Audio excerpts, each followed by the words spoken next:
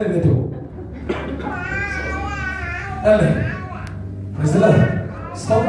എന്നാൽ അന്ന് എന്റെ ബാല്യപ്രായത്തിൽ കണ്ടത് എന്നെ പകർത്ത് ഉറപ്പിച്ചൊരു കാര്യം ഞാൻ പറയാം. സ്തോത്രം. അവരെടുത്ത തീരുമാനം വിടുതൽ കിട്ടിയിട്ട് ദൈവത്തിന്റെ കര പറഞ്ഞ് ഞങ്ങൾക്ക് കാണും. സ്തോത്രം. ആ ദൈവദാസനും കുടുംബവും ദൈവസഭ ഒരുമിച്ച് എന്റെ ഭവനത്തിൽ മുറിയുടെ നടക്കിട്ടിരിക്കുന്ന കട്ടിന് ചുറ്റുമായിട്ട് പ്രാർത്ഥന തുടങ്ങി. സ്തോത്രം. ഒരു വെള്ളിയാഴ്ച ആരംഭിച്ച പ്രാർത്ഥന 1-2 സെഷനുകളിലേക്ക് കടന്നുപോയി. പിറ്റേ ദിവസമായി സ്തോത്രം ഞാൻ എന്റെ ഇളയ സഹോദരി അന്ന് 10 വയസ്സുണ്ട്. സ്തോത്രം. ഈ 32 സഹോദരങ്ങളുണ്ട്, 4 പെൺമക്കൾ. സ്തോത്രം. അപ്പോൾ ഞങ്ങൾ എല്ലാവരും ആ പ്രാർത്ഥനയിൽ ഇരിക്കുക. ഞങ്ങൾ ഉപവാസം. സ്തോത്രം. ഇന്ന് പിള്ളേരെ ഉപവസിക്കൂ. എന്റെ പാസ്റ്ററെ നടക്കുന്ന കാര്യങ്ങളിൽ പറയുന്നത് കേൾപ്പാണ്. സ്തോത്രം. സ്തോത്രം. ഉപവസിക്കുന്ന കുഞ്ഞുങ്ങളുടെ അവരോധം ശ്രദ്ധിക്കുന്നു. ഞങ്ങൾക്ക് ഒരു കാര്യമുള്ള ഞങ്ങളുടെ മാതാവ് കടന്നുപോയാൽ സ്തോത്രം. പിന്നെ നിങ്ങൾക്ക് അറിയാമല്ലോ, പറക്കമുറ്റാത്ത ബിന്ദു കുഞ്ഞുങ്ങൾക്ക് മാതാവ് നഷ്ടപ്പെട്ടാൽ എങ്ങനെ ഇരിക്കും? ആ ചിന്ത നിങ്ങൾക്ക് ഉണ്ടായിരുന്നതുകൊണ്ട് ആ ദൈവദാസന്റെ ആഹ്വാനം അനുസരിച്ച് ഞങ്ങൾ മുടക്കി പ്രാർത്ഥന തുടങ്ങി. സ്തോത്രം. ഞാൻ പറയട്ടെ, 2ാമത്തെ ദിവസം ശനിയാഴ്ച പകലത്തെ സെഷൻ, ആദ്യത്തെ സെഷൻ കഴിഞ്ഞ് ഉച്ച കഴിഞ്ഞ സെഷൻ കുറെ പേരൊക്കെ വീട്ടിൽ പോയി. ബാക്കി കുറച്ച് പേര് നടക്കുന്ന ഒരു സംഘമായിട്ട് അവിടെ ഇരിക്കുന്നു. ദൈവദാസൻ കുടുംബം അന്നേരമോടെയുണ്ട്. സ്തോത്രം. വെച്ച് പ്രാർത്ഥന ആരംഭിച്ചു. ആ പ്രാർത്ഥനാ സെഷനിൽ ശക്തിയേറിയ ആത്മാവിന്റെ ചലനം ഉണ്ടാകുവാൻ തുടങ്ങി. സ്തോത്രം. ആരാധന ശക്തമായ ആരാധന നടന്നുകൊണ്ടിരിക്കുമ്പോൾ ഞാൻ അറിയാതെ ആത്മാവിന്റെ ശക്തി ഇതിലേക്ക് വരുവാൻ തുടങ്ങി. സ്തോത്രം. ഇരിക്കുന്ന ഇടത്തെ ഞാൻ പറഞ്ഞു, ഹല്ലേലൂയ, 11,000 വോൾട്ട് ട്രാൻസ്ഫോമർ കയറി പിടിക്കുന്ന ഒരു അനുഭവം എനിക്കറിയത്തില്ല. ആത്മാവ് എന്തോന്ന് അറിയത്തില്ല, ആത്മശക്തി എന്തോന്ന് അറിയത്തില്ല. 12 വയസ്സ് മാത്രമുണ്ടായിരുന്നു ഞാനും. എന്റെ ഇളയ സഹോദരി 10 വയസ്സുണ്ട്. അവൾ ഉൾപ്പെടെ ആത്മാവിൽ ദൈവത്തെ ആരാധിച്ചു. സ്തോത്രം. അന്ന് നിറച്ച ആത്മാവിന്റെ ശക്തി എന്ന നിലയ്ക്ക്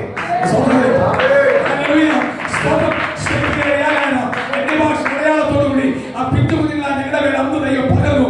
ഒരുമിച്ച് ആരാധിച്ച് ഏകദേശം 1 മണിക്കൂറോളമായി ആരാധന തുറന്നുകൊണ്ടേയിരുന്നു. ആരാധന നിന്നപ്പോൾ ഞങ്ങൾ കാണുന്നത് സ്വന്തം ഒരടി പോലും നടക്കുവാൻ കഴിയാതെ ഇരുന്ന കിടക്കുന്ന എന്റെ മാതാവ് ആ കട്ടിൽ എഴുന്നേറ്റ് ശക്തിയോട് ആരാധിക്കുക.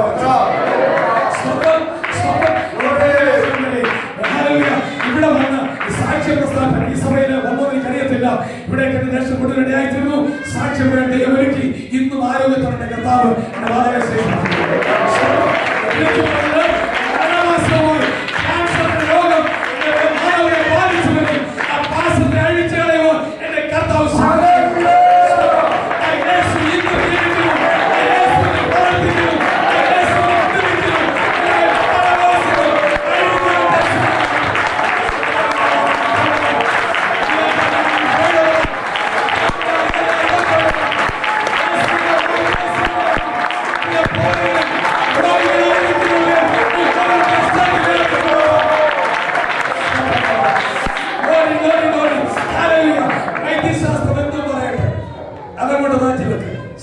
യേശു എന്ന് പറയുന്നത് കേൾക്കുക.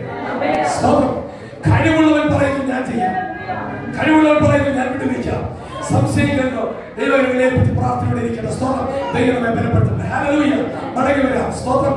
അരിഷ്ടയും കൊടുങ്കാറ്റിനാൽ അടിക്കപ്പെട്ടവളുമായുള്ളവേ, ഞാൻ നിന്റെ കല്ല് അഞ്ചലത്തിൽ പതിക്കും. അഗ്നി അടിസ്ഥാനം ദൈവം പ്രതികൂലത്തിന്റെ നടുവിൽ അടിസ്ഥാനം ഇട്ടപ്പോൾ ദൈവം ആ ഭവനത്തെ പണിത് എന്നെ ഭവനത്തെ ദൈവം പണിതു. അതുപോലെ ദൈവം ചില ഭവനങ്ങൾ ഇവിടെ പണിതു. സ്തോത്രം. പ്രതികൂലങ്ങളെ തകർത്ത് കളയത്തില്ല. അതിനടുവിൽ ദൈവം ഉയർത്തിയെടുക്കും. സ്തോത്രം. പ്രതികൂലങ്ങളെ തകർത്ത് കളയത്തില്ല. അതിന് നടുവിൽ ദൈവം നിങ്ങളെ അനുഗ്രഹിച്ച് ഉയർത്തി സഹായിക്കുന്ന ദൈവമാണ് എത്ര വിശ്വസിക്കുന്നുണ്ട്. സ്തോത്രം. അടുത്ത പണി. ഈ കല്ല് അഞ്ചരത്തിൽ ഇടുമ്പോൾ അടിസ്ഥാനം തൊട്ട് പണി തുടങ്ങുകയാണ്. അടിസ്ഥാനം എങ്ങനെയാണ് എടുക്കുന്നത്?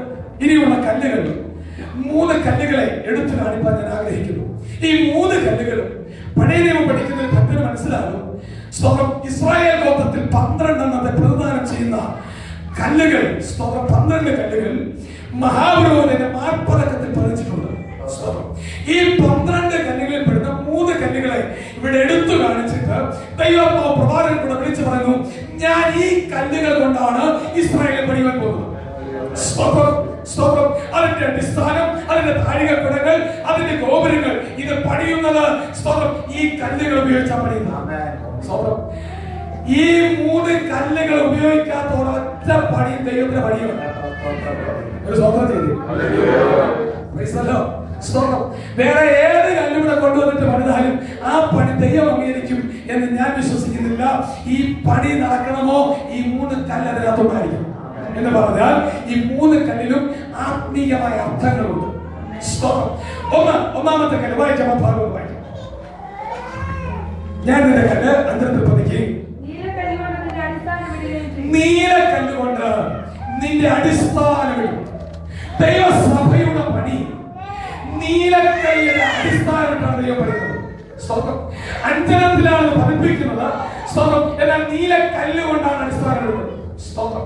അഗ്നിയിലാണ് അടിസ്ഥാനമിടുന്നത്. ആദിമ സഭയും അഗ്നിയിൽ തന്നെയാണ് അടിസ്ഥാനമിട്ട് ദൈവം പണിത്. പെന്തിക്കോസ്തിന്റെ ചരിത്രം തന്നെ അഗ്നിയിൽ അടിസ്ഥാനമിട്ടതാണ്. പക്ഷെ ഒരു കാര്യമുണ്ട്, അടിസ്ഥാനം നീലക്കല്ല് കൊണ്ടാണ്. എന്താ ഈ നീലക്കല്ല്? നീലക്കല്ല് അതിൽ എഴുതിയിരിക്കുന്ന പേര്, ഗോത്രത്തിന്റെ പേര് ശിമയോൻ എന്ന് പറയുന്ന ഗോത്രത്തിന്റെ പേരാണ് എഴുതപ്പെട്ടിരിക്കുന്നത്. ശിമയോൻ എന്ന പദത്തിന്റെ അർത്ഥം കേൾവി എന്നാണ്. സ്വന്തം കേൾവി മറ്റൊന്നുമല്ല. ആ ചരിത്രത്തിലേക്ക് പ്രവേശിക്കുന്നില്ല, സമയത്ത് വരുന്നതായല്ലോ. നേരത്തെ പറയാം, അവനെ പറ്റിയുള്ള കേൾവി മറ്റൊന്നുമല്ല, അവന്റെ മാതാവ് അനുഭവിച്ച കഷ്ടതയാ കേൾവി. സ്വന്തം എന്താ കഷ്ടത? റാഹേൽ കൂടെ വിളിച്ചു പറയും, ഇവൾക്ക് സന്തതിയില്ല. ഇവർക്ക് യാതൊരു സൗന്ദര്യമില്ല. സ്വന്തം ചുരുക്കി പറഞ്ഞാൽ നിരാശപ്പെടുന്ന വാക്കുകളെ പറ്റിയുള്ള കേൾവിയാണ് ശിമയോൻ വിളിച്ചറിയിക്കുന്നത്. സ്തോത്രം. എന്നാൽ ലേയുടെ ഉദരഫലത്തെ തുറന്ന ദൈവം, സ്തോത്രം, ദൈവ സഭയ്ക്ക് ആത്മിക സന്തതികളെ നൽകുവാൻ വിശ്വസ്തനാണെന്ന് വിശ്വസിക്കുന്നു. സ്തോത്രം. ഇവിടെ ഇത്രയാണ് ഉള്ളൂ എന്ന് പറഞ്ഞാൽ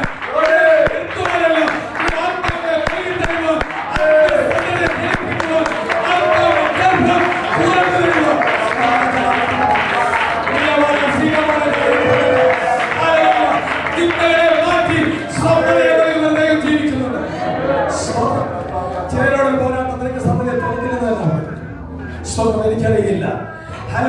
ഉദരഫലത്തിന് നേരെ ശക്തമായ പോരാട്ടം, വെല്ലുവിളികൾ ഉണ്ടാകും. ഫലമായിട്ട് നേരെ വെല്ലുവിളികൾ ഉണ്ടാകും. സ്തോത്രം. പരിഹസിക്കുന്ന നിങ്ങളുടെ വാക്കുകൾ കേൾക്കും. എന്നാൽ ആ കേൾവി കേട്ടിട്ട് നീ മടുത്തു പോകരുത്. ആ കേൾവിയെ മാറ്റി ആ വിധിയെ പൊളിച്ചെഴുതി സ്തോത്രം നിനക്ക് സമാധാനം നൽകി, അനുഗ്രഹം നൽകി, തലമുറയെ നൽകി ആദരിക്കുന്ന ദൈവം ജീവിക്കുന്ന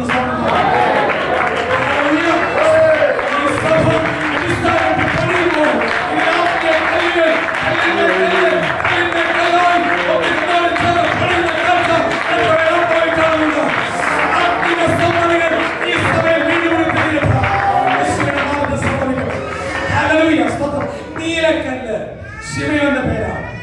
ഇനി അതിന്റെ റൂട്ട് വേർഡ് കൊടുത്തിരിക്കുന്നത്, അല്ലെങ്കിൽ അതിന്റെ മൂലപദം പറഞ്ഞിരിക്കുന്നത് സഫേർ എന്നാണ്. സഫേർ എന്ന് പറഞ്ഞാൽ വിശുദ്ധി എന്നാണ് അർത്ഥം.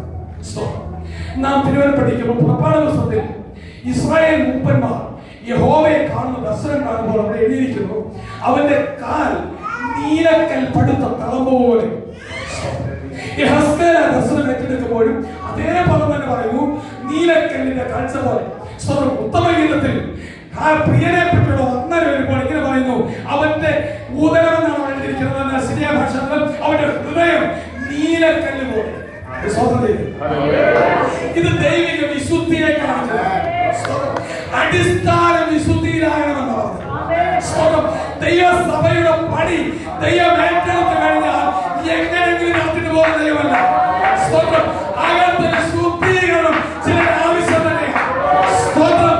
സ്തോത്രം. നീ എല്ലാത്തിനും മുമ്പിൽ ഉണ്ടായിരിക്കാം, വാസ്തവത്തിൽ ഓക്കെ ആയിരിക്കാം, പക്ഷെ വിശുദ്ധിയുടെ കാര്യത്തിൽ നിന്റെ വ്യക്തിപരമായ ജീവിതത്തിൽ എങ്ങനെയുണ്ട്?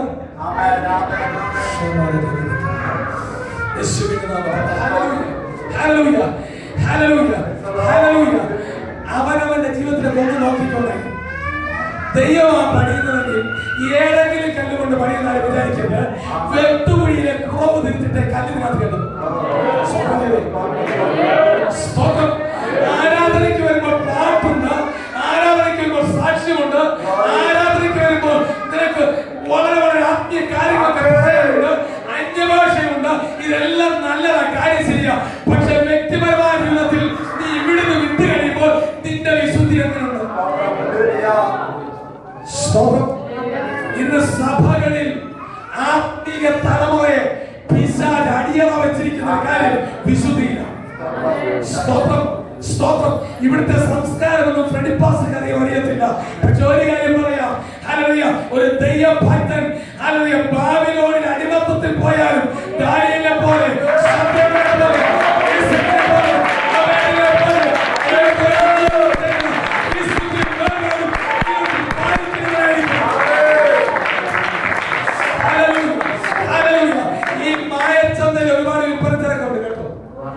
എല്ലാം നമുക്ക് കൊണ്ട് നടക്കാൻ പറ്റത്തില്ല.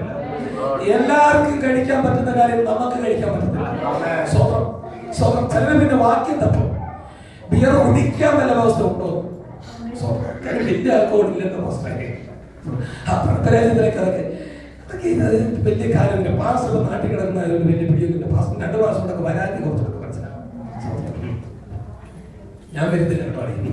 സ്വന്തം എന്നെ പോലുള്ള അറിവ് വരുന്നില്ല. സ്വന്തം ഞാൻ പറഞ്ഞു 8 വർഷം എന്നെ വിളിച്ചിട്ട് എനിക്ക് അതിന് താല്പര്യമില്ലായിരുന്നു. സ്വന്തം കാര്യം മറ്റൊന്നുമല്ല, എനിക്ക് നൽകാനുള്ള സന്ദേശം അതുകൊണ്ടാണ്. സ്തോത്രം. വിശുദ്ധീകരണത്തിലൂടെ ദൈവസഭകളെ ഏൽപ്പിക്കപ്പെടണം.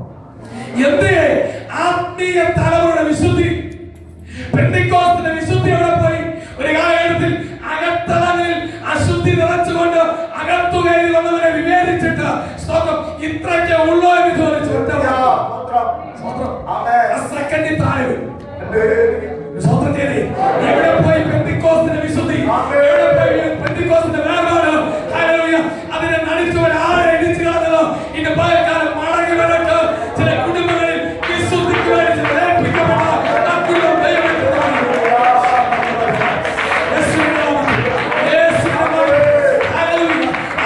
തലമുറകളെ അശുദ്ധിയിലേക്ക് വലിച്ചു കൊണ്ടുപോകുന്ന ദുഷ്ടശക്തികളെ ഇന്ന്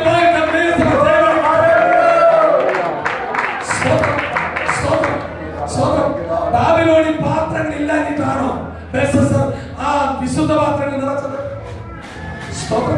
ആലയത്തിനകത്ത് പിടിച്ചോടുന്ന പാത്രങ്ങളിൽ ബെൽശസ്സർ കൊണ്ട് നിറച്ചു. അശുദ്ധി നിറച്ചിട്ട് അതിൽ നിന്ന് പാലം ചെയ്തു. അപ്പൊ പിശാചിന് എപ്പോഴും ഒരു താല്പര്യമുണ്ട്, വിശുദ്ധമായിരിക്കുന്നതിനകത്ത് അശുദ്ധി കൊണ്ട് പകരണം. ഏകാന്തതയിൽ ഇരിക്കുമ്പോൾ, നിന്റെ കമ്പ്യൂട്ടറിന് മുമ്പിൽ ഇരിക്കുമ്പോൾ, നീ ആ കമ്പ്യൂട്ടർ തുറക്കുമ്പോൾ, ഇന്റർനെറ്റിലേക്ക് പ്രവേശിക്കുമ്പോഴൊക്കെ ഇതൊന്ന് ചിന്തിച്ചോണം. അല്ല, ഈ ദൂത് മറക്കരുത്. ദൈവം നിന്നെ പണിയുവാൻ തീരുമാനിച്ചാൽ നിന്റെ അശുദ്ധി മാറ്റിട്ട് പണിയുന്നു. നീ എത്ര വർഷം നീ ആരാച്ചാലും, എന്നാ പാരമ്പര്യം ഉണ്ടായിരുന്നാലും, എങ്ങനെയൊക്കെ നീ അഭിനയിച്ചാലും അഭിനയം ദൈവത്തിന് വില പോകത്തില്ല.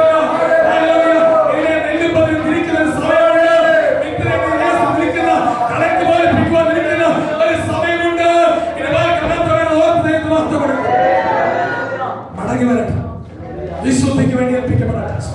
അടിസ്ഥാന വിശുദ്ധിയില്ല. സ്തോത്രം. ഇന്ന് വിശുദ്ധിയുടെ പ്രസംഗമൊക്കെ മാറ്റി വെച്ചിരിക്കുക. ദൈവദാസനെ നമുക്ക് സമൃദ്ധി മതി. ദൈവം എന്തെല്ലാം കാര്യങ്ങൾ ഇസ്രായേൽ ജനത്തോട് വിട്ടുകളയുവാൻ പറഞ്ഞോ അത് വിട്ടുകളയുവാൻ നാം തയ്യാറാണ്. സ്തോത്രം. സ്തോത്രം. ദൈവത്തെ ജനത്തെ തമ്മിൽ അകറ്റി എന്ന് ദൈവം പറഞ്ഞിരിക്കുന്ന എന്തെല്ലാം കാര്യങ്ങളുണ്ടോ അതെല്ലാം വിട്ടുകളയേണ്ടതാണ് ദൈവം പറയുന്നെങ്കിൽ അത് ദൈവത്തിന് ഇഷ്ടമല്ല.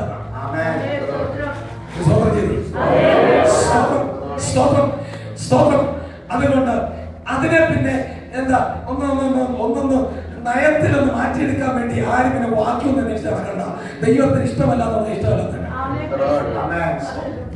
അതൊന്ന് നിയമമായിട്ട് നിന്നെ അകറ്റി നിർത്തുകയാണെങ്കിൽ അതിന് ക്രമീകരണം വരുത്താതെ അത് എടുത്തു കളയാതെ നിന്റെ പാടത്ത് ദൈവം വരുത്തില്ല. 41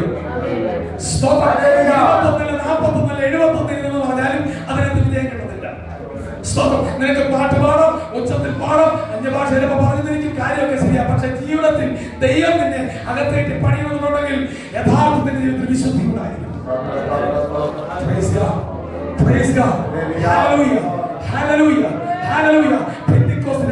പോകുന്ന വിശുദ്ധിയിലേക്ക്, വേർപാടിലേക്ക്, ആത്മീയമായ വിശുദ്ധിയിലേക്ക്, ഉപദേശത്തിന്റെ വിശുദ്ധിയിലേക്ക് ദൈവസഭകൾ മടങ്ങി വരേണ്ട കാര്യങ്ങളാണ്. ഉപദേശത്തിൽ പിശകുകൾ സംഭവിച്ചുകൊണ്ടിരിക്കുന്ന ഈ കാലഘട്ടത്തിൽ ഈ സഭയിൽ അത് സംഭവിക്കാതിരിക്കാൻ ദൈവദാസൻ ഉപയോഗിക്കുന്നവർക്ക്